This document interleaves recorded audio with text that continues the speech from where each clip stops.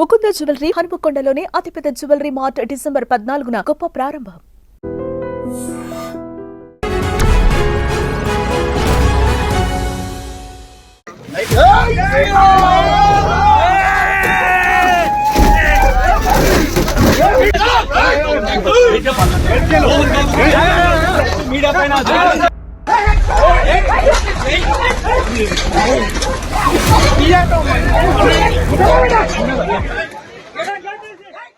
Welcome to the point.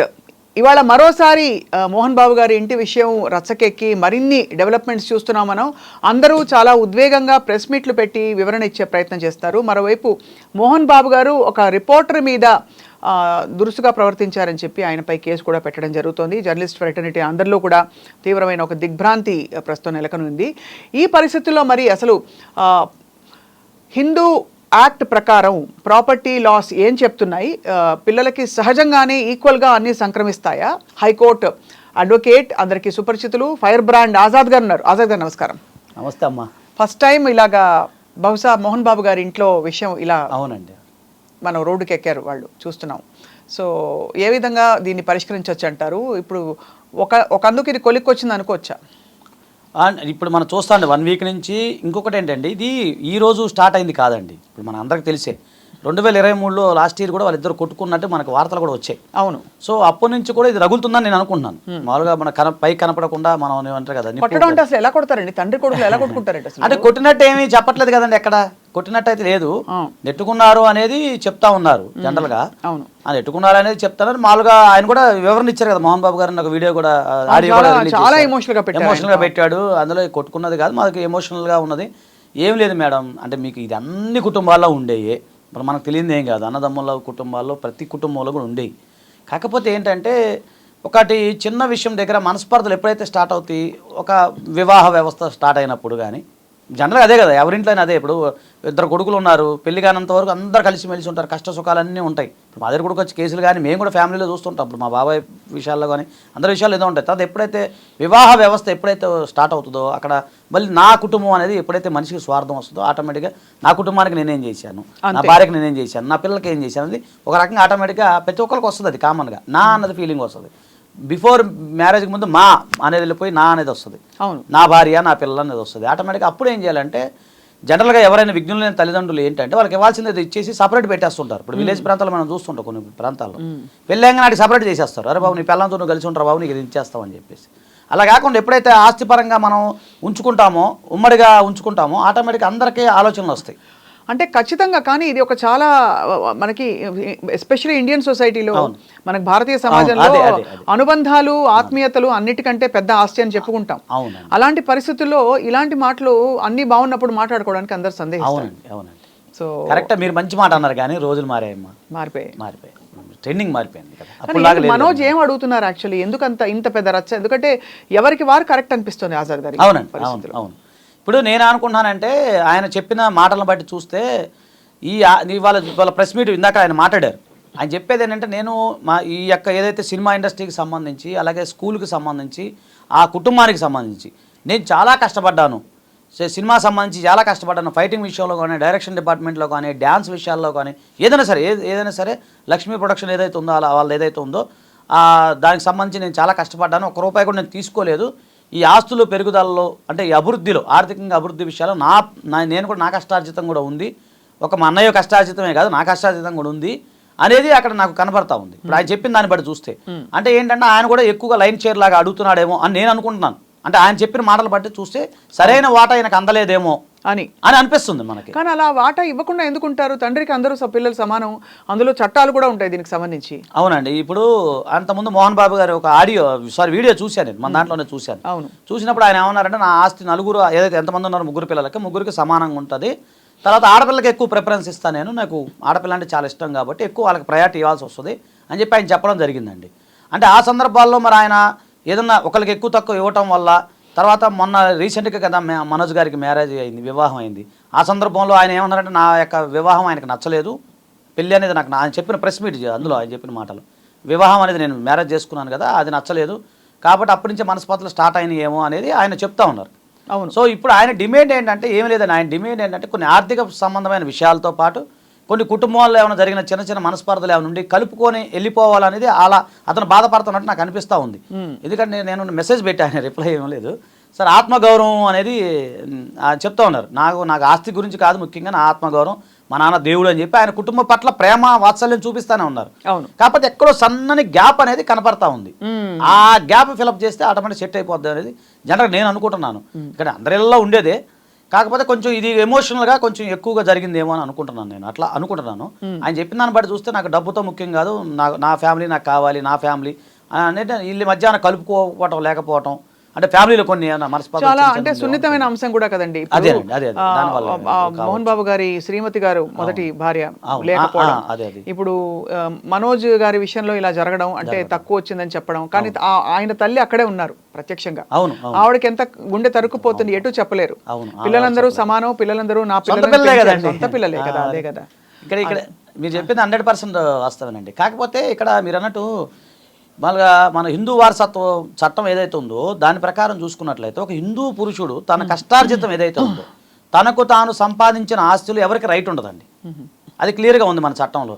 Self acquire property ఉందనుకోండి, ఇప్పుడు నేను కష్టపడి సంపాదించుకున్న ఆస్తి నా ఇష్టం, ఎవరికైనా ఇచ్చుకోవచ్చు. నీ కొడుకు ఇవ్వాలనే రూల్ లేదు, భార్య కూడా రాదు, భర్తలకు కూడా, పిల్లలకు కూడా. అలాగే ఒక భార్య సంపాదించిన సెల్ఫ్ ఎక్వైర్ ప్రాపర్టీ భర్తలకు కూడా ప్రాపర్టీలో రైట్ ఉండదు, పిల్లలకి రైట్ ఉండదు. సో మన చట్టాలు ఆ విధంగా ఉన్నాయి. అలాంటప్పుడు ఆయన ఏమంటాడంటే ఆయన కష్టపడి సంపాదించుకుని నేను ఎవరికైనా ఇచ్చుకుంటాను, నా మనవలకు ఇచ్చుకుంటాను, లేదా ఇంకోళ్ళకి ఇచ్చుకున్నాను, దారదత్తం చేసుకుంటాను, నా ఇష్టం, అడగడానికి మీరెవరు అని ఆయన పాయింట్ వ్యూలో ఆయన పాయింట్ అదే. కానీ ఆయన ఇవ్వకపోవడానికి కారణం ఏముంటుంది? మనోజ్ గారు ఇప్పుడు అంత అధికారికంగా చెప్తున్నారంటే నాకు ఇవ్వలేదని చెప్పి, అక్కడ నిజం లేకపోతే చెప్పరు కదా. అవునండి, అది సన్నటి, ఎక్కడైతే ఆ సన్నటి కోణం ఏదైతే నేను చెప్పా కదా, సన్నటి గ్యాప్ ఏదైతే ఉందో ఎందువల్ల వచ్చి ఉంటుంది ఆ గ్యాప్? కేవలం వివాహం వల్ల అనుకుంటున్నాను నేను. ఇప్పుడు ఆయన చెప్పిన దాన్ని బట్టి చూస్తే అదే అంటున్నాను కదా, నా భార్య నన్ను యాక్సెప్ట్ చేయట్లేదు. ఇప్పుడు ఇందాక ప్రెస్ మీట్లో అదే చెప్పారు కదా, ఆయన యాక్సెప్ట్ చేయట్లేదు అన్నట్టుగా చెప్తా ఉన్నారు. నా వ్యక్తిగత విషయాలు కూడా విమర్శిస్తూ ఉన్నారు. ఇప్పుడు శ్రీశ్రీ గారు అన్నట్టు వారి ప్రైవేట్ జీవితం వారి సొంతం, పబ్లిక్లకు వస్తే ఏదైనా అంటాం అన్నట్టు వ్యక్తిగత జీవితాలు కూడా బయట పెడుతున్నారు. కానీ మరో కోణం ఉంది. వ్యక్తిగత జీవితం మన సొంతం అనుకున్నప్పుడు మరి అధికారికంగా రావాల్సిన హక్కుగా అడగకూడదుగా. ఇప్పుడు నిర్ణయాలు పిల్లలు తీసుకున్నప్పుడు తప్పకుండా ఈ జనరేషన్ లో కాదు, అసలు తర్వాత మన ముందు జనరేషన్ కూడా తప్పకుండా ఐ థింక్ ఆ తరం మారిపోయింది. ఇదివరకు ఎవరి నిర్ణయాలు వాళ్ళు తీసుకుని జీవించే హక్కు భారతీయ అసలు ప్రపంచంలో అందరూ ఇస్తారు. చట్టాల్లో కూడా వచ్చేసాయి మార్పులు. మరి అటువంటి పరిస్థితుల్లో ఇక్కడ ఒక వివాహం జరిగినప్పుడు సరే ఏ కారణాల వల్ల వారు యాక్సెప్ట్ చేయలేకపోయారో అది మనకి తెలియదు నిజానికి. కానీ అలా నా జీవితం నాది అనుకున్నప్పుడు మరి హక్కుగా కానీ అడగడంగా కానీ నాకు ఇది కావాలని ఎలా అడుగుతాం? అవును అయితే అదేనండి, అక్కడ ల్యాక్ ఆఫ్ నాలెడ్జ్ కూడా ఉండొచ్చు, లేదంటే ఎక్కువ తెలియని మనస్పర్ధలు కూడా బాగా ఎక్కువ అయి ఉండొచ్చు అంటాం కదా, మనం అంటాం కదా. ఇప్పుడు ఎందుకంటే ఆ ముఖం చెల్లక, కొన్ని సందర్భాల్లో ముఖం చెల్లక ఆ సందర్భాల్లో ఆయన అడగలేకపోయి ఉండొచ్చు, లేదా ఈయన పెద్ద రకంగా ఉన్న ఆయన అంటే దగ్గరగా తీసుకొని మాట్లాడకపోయి ఉండొచ్చు, లేదంటే ఏదైనా నెగోషియేషన్ ఏమైనా వాళ్ళిద్దరి మధ్య మనకు తెలియదు కదా మేడం, లోపల ఇంటర్నల్గా ఈ కుటుంబంలో జరుగుతూ ఉంటాయి. జరిగినప్పుడు ఏదైనా నెగోషియేషన్ ఏమైనా ఫెయిల్ అయ్యి ఉండొచ్చు. అది ఏదనేది వాళ్ళు బయటకు వచ్చి చెప్తే కానీ మనకు అర్థం అవుతుంది వాస్తవం. ఇప్పుడు జరిగింది ఏం లేదు, విష్ణు గారు వచ్చారు, నేను లేనంటే కన్నప్ప షూటింగ్లో ఎక్కడో వెళ్ళాను, లాస్ ఏంజల్స్లో ఉన్నాను, నాకు తెలిసి సడన్గా నేను వచ్చాను, నాకు జరిగిన సంఘటన తెలియదు అన్నారు ఆయన. తెలియకుండా ఉంటుంది ఆయన చెప్పడం మనం అంటే ఆఫ్ కోర్స్ ఈ కుటుంబ విషయాన్ని బయట పెట్టాలని కాదండి, కానీ ఆల్రెడీ అనుకోకుండానే బయటకు వచ్చేసింది. తప్పకుండా వారిది అంటే ఎందుకంటే యాక్చువల్లీ మోహన్ బాబు గారు చాలా బాగా పెంచారండి పిల్లల్ని. చెప్పారండి, దేవుడు అని చెప్తున్నారు కదా. అదే పిల్లలు విష్ణు గారు కావచ్చు, మనోజ్ గారు కావచ్చు, లక్ష్మి గారు కావచ్చు, అందరూ చాలా పద్ధతిగా ఉంటారు. ఎంత ఇండిపెండెంట్ గా కనిపించినా కూడా తల్లిదండ్రులు అంటే ఒక భయం భక్తి కనిపిస్తూ ఉంటుంది. కానీ ఇలాంటి స్థితికి రావడం దురదృష్టకరం, కొంచెం బాధ కలిగించే అంశం మేడం. అంటే ఈ విషయంలో సున్నితంగా పరిష్కరించుకుంటే బాగుంటుంది. సున్నితంగా పరిష్కరించుకునే ఎవరైనా పెద్దవాళ్ళు ఇన్వాల్వ్మెంట్ అయిపోయి చేసుకుంటే అందరి కుటుంబాల్లో చట్టపరంగా చేసేది ఏం లేదంటే చట్టపరంగా ఏం లేదు మేడం. చట్టపరంగా ఏం అదే సెక్షన్స్ పెట్టారు, అవి ఏముంది క్రిమినల్ ట్రెస్ పాస్, అవి ఏముంది, అవి పెద్ద ఇబ్బంది. క్రిమినల్ ట్రెస్ పాసింగ్ ఎవరు పెట్టారు అంటే మోహన్ బాబు గారు కంప్లైంట్ ఇస్తే మనోజ్ గారి మీద పెట్టారు. మనం చూసాం కదా మొన్న. ఇప్పుడు మోహన్ బాబు గారు కంప్లైంట్ చేశారు, ఇట్లా మనోజ్ నేను లేనప్పుడు సమయంలో వచ్చి వాళ్ళని కొట్టారు, పని మనుషులను కొట్టాడు ఆయన. నిన్న ఆడియో అదే కదా లీక్ అయింది మొత్తం, డైరెక్ట్గా వదిలేరు కదా. అది చాలా కొట్టారు అంటే ఒక తండ్రి అయ్యుండి నిజంగానే ఇప్పుడు పెదరాయుడు సినిమాలో ఎలా అయితే మన క్యారెక్టర్స్ ఒక ఆదర్శవంతమైన ఇవి చూస్తాం కదా, తప్పే ఎవరు చేసినా అని. అది ఆయన ఇంట్లో స్టాఫ్ ని ఆయన ఫోన్ కదా లాక్కొని కొట్టారని, చావు బతుకుల మధ్య ఒక అతను ఉన్నాడని చెప్పేసి ఆయన రాత్రి నేను చెప్పారు కదా. ఆ సమయంలో క్రిమినల్ ట్రెస్ పాస్ అదేదో అయింది, కానీ మనోజ్ గారు ఎందుకు అలా ప్రవర్తించుంటారండి? అదేనండి చెప్పా కదా, కొంచెం మనస్పర్ధలు కావచ్చు, కొంచెం ల్యాక్ ఆఫ్ నాలెడ్జ్, తీసుకోకూడదు, మానసిక స్థితి చూసుకోవాలి, అది కూడా చూసుకోవాలి. అక్కడ విషయం ఏంటంటే అక్కడ కొత్తగా వచ్చిన భార్య ఇప్పుడు అందరూ ఆవిడ్ని పాపం ఏంటో ఆవిడ బాలెంత అండి, ఆమె 7 నెలల పాప ఉందంట, బాలెంత కదా, ఆమెకేం సంబంధం ఉంటుందండి. అదే సంబంధం లేకుండా ఏమైపోతుందంటే చూసే వాళ్ళకి కొత్త కోడలు వచ్చింది ఇవన్నీ చిచ్చులు పెట్టిన అంటారు. అవును అంటారు. కానీ సమాజం అట్లనే అంటారు. సమాజం ఉంటుందని. ఈ విషయం ఆజాద్ గారు నిజంగా ఇది కోర్టుకు ఎక్కే అవకాశాలు కనిపిస్తున్నాయా అంటే ప్రాపర్టీ పరంగా? ప్రాపర్టీ పరంగా వెళ్ళినా కూడా ఏముంటుందండి, ఇప్పుడు ఆయన సెల్ఫ్ ఎక్వైర్ ప్రాపర్టీ చెప్పారు కదా నిన్న, ఆయన క్లియర్గా చెప్పారు. నాన్నల ద్వారా తాతల ద్వారా వచ్చిందైతే ఏం లేదు. ఏదో ఆయన మారుమూల పల్లె నుంచి వచ్చి కష్టపడి పైకి వచ్చారు కదా, పీడీ మాస్టర్. ఆయన కష్టపడి తినడానికి తిండి లేక ఏదో కార్ షెడ్లో పడుకున్నాను, ఆ ఇంటర్వ్యూలు అన్నీ నేను చూశాను. సో ఇవన్నీ చూస్తే ఇప్పుడు ఆయన కష్టపడి పైకి వచ్చిన ఆయన, ఇది సెల్ఫ్ ఎక్వైర్ ప్రాపర్టీ. అది ఏదైనా సరే ప్రతిదీ కూడా ఆయన సెల్ఫ్ ఎక్వైర్ ప్రాపర్టీ. లీగల్గా ఏముంటుంది, ఇది లీగల్గా వెళ్ళినా కూడా ఇప్పుడు ఎన్ని తేలుతాయండి, అవి తేలవు, అవన్నీ జరగవు. ఒకటి తర్వాత ఏదో నిన్న జర్నలిస్ట్ గారిని ఆయన కొట్టడం, అది మనం ఖండించాల్సిందే. ఆ విషయంలో తప్పకుండా ఖండించాలండి. ఎందుకంటే ఇప్పుడు మీడియాకి ఏం ఇంట్రెస్ట్ అంటే, ఇప్పుడు కేసు పెట్టి ఒక సెలబ్రిటీ స్టేటస్ లో ఉన్నప్పుడు ఎలాగైతే మనం వర్షాకాలంలో బయటకు వెళ్తే వాన పడుతుందని తెలుసు, ఒక పబ్లిక్ ఫిగర్ కి స్క్రూటినీ ఉంటుంది. మరి ఆ జర్నలిస్ట్ సోదరుడు వెళ్ళి ఆ దెబ్బ తినాల్సి వచ్చింది. చాలా దురదృష్టకరం అండి. యావత్ సమాజం, జర్నలిస్ట్ సమాజం అందరూ దాన్ని చాలా దుఃఖిస్తున్నారు, ఖండిస్తున్నారు.